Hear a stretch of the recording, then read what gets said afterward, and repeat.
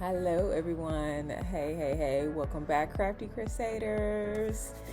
It's your girl, Upcycle Empress here, and today I'm just going to be sharing some tips that I have learned over the years to be very useful when going thrifting. So stay tuned. We're going to dive right into it. All right, so first up, the first tip that I have learned over the years is you need to get up early. So I say this, but then I also say it depends on certain things.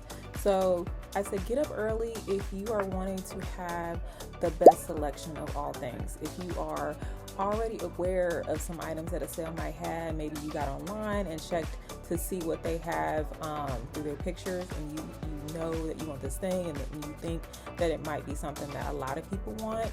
This is when you need to get up early. So find out as soon as the sale starts. You need to know that because you need to be there at least sometimes even 10, 20 minutes before it even starts, just waiting around. This is how serious it is sometimes, depending on what you're looking for. So I say this, but on the other hand, if you are somebody who is just looking for items like clothes or something that yard sales typically have in abundance, then I would say go towards the end of the sale, because this is when, people have been outside a lot of times in the heat, because the majority of yard sales are in the summertime and it wears you down. It's exhausting to be outside in the heat all day, being around people trying to haggle you all day. It's draining. And at this point of the day, this is when people are just like, I just want this stuff gone. So this is when you go. Just if you're looking for, like I said, clothing or something that is not typical, or something that is not really high in demand, that you feel like people don't really want much of or very often. So this is when you go, and then you get collect a bunch of items from the seller and ask if they will work with you with the deal if you get multiple items. So that's a key tip. The next tip I want to share is to plan your route. So what I mean by this is usually, I take this real serious. So when I'm thrifting, I'm already knowing the sales that are going to be happening before they even happen. So I'm getting online. I may check on yardsales.net if I'm going to yard sales, or estatesales.net, or driving around town, I might have seen some signs that have been posted up all week. So, sometimes people put little descriptions of what they have, or they have pictures if it's online, very detailed way to look at things. But you want to also make sure you're looking at the address if it's listed, because if you do this and you put a bunch of yard sales together, if you're able to accumulate a bunch of different sales that you've seen that are going to be happening, you want to take down the address, and then you want to plan your route. So you might start one place that's close to your home, so you can just get out and get going, or you might start farther out from your home and then work on coming closer back home. Or sometimes I do this and I might have an errand to run. I'll try to get to the sales that are around the place that I have errands, or I might try to plan the last place that I stop to be close to the place that I'm going to be going to next for my day. So this will save you time, especially if you see that there's a lot of sales, like if there's a lot of neighborhood sales. In our area, we have a lot of subdivisions. So subdivisions typically have a yard sale annually. You can get information from this on yardsales.net sometimes, or just by, again, seeing the signs that are posted up throughout the week. So the subdivision sales, they are just an easy way to just go to a lot of sales in one area. You don't have to drive. You can get out, bring a wagon or some kind of cart to roll around with you, and that's the easiest thing to do, because then you don't have to worry about driving from place to place to place, because all that driving, it can be a lot and it wears on you with your time, your energy. So if you're able to do this, I would definitely start with this. This is a quick and easy way to just get out to a lot of sales. Of course, once you find the items, you've gotten to the sale, you've done all these things, the next thing you're going to do is inspect your items. So look at the items, especially clothing. You want to make sure there's no stains. You want to make sure it's not faded. Take a good look at it in the sun. If you're looking for something, you want it to be intact. If you're just looking for something to just go out and do some work in, just something cheap that you can go do painting or something in, then that's whatever. But if you're looking for some nice items, either for yourself or your kids or whoever, you want to look at the items, make sure they look okay, make sure there's no staining, nothing that you can't deal with, I should say, because sometimes some things are messed up with items and we really want it and we can work with it, we'll get it. And like shoes might be scuffed up. You might find some Nikes and they have a little bit of imperfections on them. You can clean these shoes, you can upcycle them into a different style of shoes. And my fiance is really good at cleaning shoes, and we're gonna have a video for you about how to really clean your either secondhand or shoes that you've had for a long time. So stay tuned for that. Another thing that you want to do, and when you're out yard selling or thrifting, you want to be vocal if you want to negotiate. So something that I did not do very well whenever I first started thrifting is asking people prices if I didn't see prices on an item, or if I saw a price and I was like, I don't really want to pay a lot for that, and I just let it go. But if you want something and it's something that you really would buy, then you should ask the seller if they're willing to come down on price, especially if you're buying a bunch of items. Sometimes you come across the right people that want to strike a deal, and if you buy multiple items, then they will get you a deal, or not even having to buy a bunch of items. And just talking to people too. People like when you are warm and welcome. You don't just come up to people's house and start looking around. I feel like that's rude, because you are in an intimate space of somebody's. You are at their home. So you want to walk up and say, hi, good morning, how are you? Maybe strike up a little, small talk or whatever about the weather. Hey, you guys staying cool out here if it's hot, something like that, But I feel like whenever you are expressing some warmness, then people are more likely to try to help you out and strike a deal with you. And even when I bring my kids, and my kids are very well behaved at yard sales. They're so used to going. They just they stand by me, or they go look around. They're not running around and stuff. They're very as focused as I am at the sale trying to find things. So people would compliment them and say, hey, do you want this? And they have gotten so many free items. But just having some warmness and being respectful of people's home and their space sometimes will make it more likely that people will work with you and negotiate with you. You don't want to lowball people. Also, you want to give them something reasonable too, so that they don't get offended. So there's that one. And next one, you want to bring cash. So cash is something that almost everybody takes, unless you go to a place that is just like in a venue and they're like, hey, this is cashless. Okay, that's very seldom, because a lot of people do accept cash. That is pretty much the typical with thrifting. So you want to have a few dollars. You want to have, if it's early in the day, you want to have small bills, because that's when people first get their little fresh change, and they don't really have a lot of ones and stuff like that. So you want to maybe bring smaller bills if you're able to. And then also, a lot of people I notice have been accepting Venmo more often. I don't see Cash App as much, but I see a lot of people actually print out their Venmo scan QR code, and it's real easy. You just pull up your Venmo scan, boop, type in the amount, say, hey, is this you? Verify with them, and then send the money. It's done.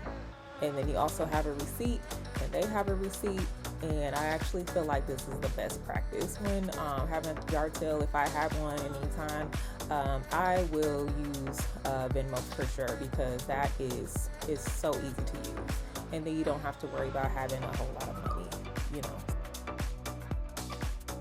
All right, and so the next tip is you want to have a list in mind, or items in mind, or have a list and then have items in mind that you are looking for. So, for example, like today I went thrifting and I was like, I really need hats. My thing is hats, and I'm wanting to have some hats done so I can get them embroidered and all kinds of stuff. But I'm looking for like empty hats, like hats with no logo, no nothing on them. So I had that in my mind. So I was able to stay focused and just go to where I thought the hats might be. I did find hats, so it was perfect. But you want to go with a plan or specific items that you have in mind that you're looking for. So this saves you from being impulsive, because the issue sometimes with thrifting is you see a good deal, you want all the things, and then you end up with so many things, and then you need to have your own yard sale because you have too much stuff. And it don't take long. It's like it happens overnight. It feels like all of a sudden you got all this stuff everywhere, and you really don't have to do that. So I know going to yard sale, especially at first, you're like, wow, this stuff is so cheap, let me get this and this and this and this. However, it will save you a headache and save you some time on the amount of time you have to spend on cleaning and decluttering your home if you just stay focused on what you actually need. All right, so next you want to make sure you wear comfortable clothing, especially if you're going to go to something like a neighborhood sale or a big venue sale that's in like a church or somewhere where you have to do a lot of walking. You want to wear tennis shoes. You want to, if you're going to be outside and it's going to be hot, you want to make sure you have weather appropriate clothing on so that you can be comfortable, because you do have to be really patient sometimes when you're at yard sales. So you don't want to be uncomfortable, and then your patience tends to run thinner whenever you're uncomfortable. So to avoid that, bring a fanny pack or something small to carry your money in, and then also have your little wagon if you're going to be doing a lot of going from sale to sale to sale close by each other, so you don't have to carry a lot of things. So this is all about planning. Having proper planning for thrifting, it does matter.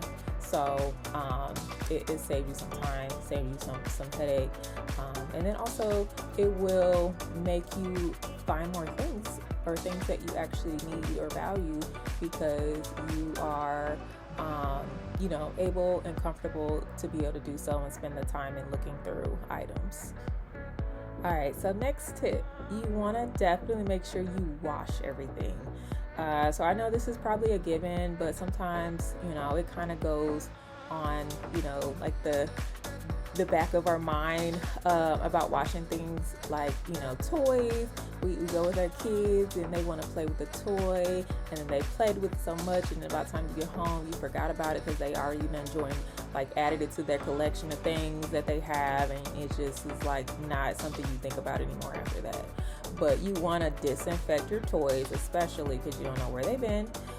People, have stuff in their basement or their attic for years and years, and spiders and mice and all these things tend to be in those areas sometimes. So you want to make sure you do your due diligence and you clean the items, wash clothes before you wear them, especially something like swimsuits. You might even need to wash those twice. So clean your items. And, I just usually buy the little disinfectant wipes and wipe things down that have a hard surface. What I don't wash normally is items that I take outside, or items that I know I'm going to paint. I might just do a little quick wipe down or whatever. But definitely wash your items. It will give you some peace of mind, because we are thrifting. These items are secondhand. They have been used. They've had a whole other life. So when they come to us in our mind, we want them to be new. So making sure they're clean, so that will I feel like make us feel better about the whole thrifting experience. So key tip right there. Don't forget that. All right, and the last tip that I have for you, this is the key one right here. This is so key. You want to PYP, pack your patience, because we are thrifting. Sometimes we're in the heat. Heat tends to bring the anger out of us because nobody likes to be hot, and especially if you live in an area where there's a lot of humidity, you can't breathe. it can be aggravating. It really can. And then it can maybe even shorten the time that you're willing to spend while thrifting. But you want to, like I had mentioned before, dress comfortably. Bring a neck fan or something if you know it's going to be hot, so you know you don't even have that problem. Eat before you go, so you don't be getting hungry while, walking, burning all them calories off, and then you be getting hungry at like 8 a.m. and now you mad at early in the morning for a reason that you could have prevented. So do all the things you need to do in order to save your patience, because patience is key when trying to take the time and go through the items that are on display for sale or whatever. So you want to definitely make sure you're fully comfortable. Make sure all your needs are met. Make sure if you do bring your kids, maybe you have a wagon or something that can go in, especially the little ones. They like to run loose a little bit. My youngest daughter, sometimes she gets a little antsy, because she's 3 and she's a toddler, so that's to be expected. But you want to be prepared for that, because you don't want to be going nowhere. Now you got to be yelling at your kids all at these people's house, and they're looking at you like, why are you here? You need to go, get that under control. You don't want that problem. You want to look like you are prepared. Your kids are good, so nobody has to be uncomfortable and then wearing on your patience. So definitely do that, especially when looking through clothes. Sometimes clothes can be a headache because a lot of people go through clothes, so they are in a mess. A lot of times, like, they'll just be piled up on top of each other, and it'll be just a mountain of clothes, which looks crazy.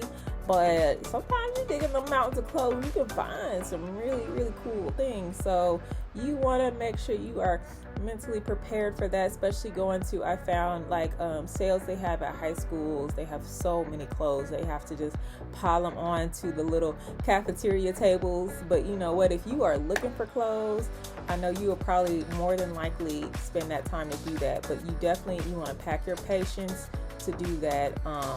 Again, wearing comfortable clothes, doing all the things you need in order to make yourself feel good whenever you go out to these sales. So thank you for watching, everyone. Remember, we're going to keep turning trash into treasure, one DIY at a time. All right, see you guys. Till next time.